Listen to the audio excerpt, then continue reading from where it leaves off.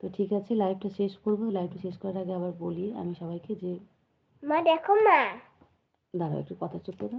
আমি যাওয়ার আগে আমি আবার বলবো হয়ে গেল যে আমি আপনাদেরকে আমি ভিডিওতে সবাই আমি লিখে দিয়েছি ওপরে যে আমি মন্দির করতে চাইছি। তো মন্দিরটা আমার জায়গা যাই হোক রয়েছে, তো আমি চেষ্টা করছি অন্য একটা জায়গায় মন্দিরটা করা।